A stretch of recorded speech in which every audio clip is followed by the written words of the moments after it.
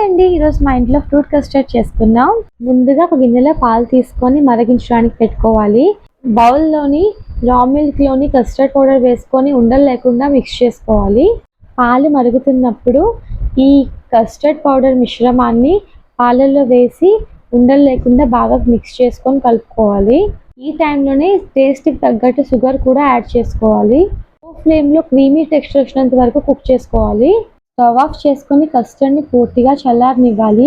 అలా చల్లరైన కస్టర్డ్లో మనకు నచ్చిన ఫ్రూట్స్ మనం వేసుకొని మిక్స్ చేసుకోవాలి. నేనైతే యాపిల్, బనానా, పొమోగ్రనేట్ వేసుకున్నాను.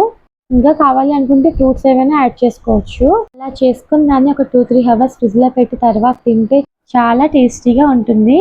సర్వ్ చేసే ముందు ఇలా డ్రై ఫ్రూట్స్తో గార్నిష్ చేసుకుంటే చూడడానికి టేస్ట్ చాలా బాగుంటుంది. నేనైతే చెర్రీస్ కూడా యాడ్ చేశాను.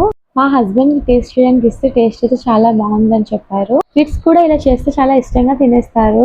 లైక్ అండ్ సబ్స్క్రైబ్ చేసుకోండి. Bye bye.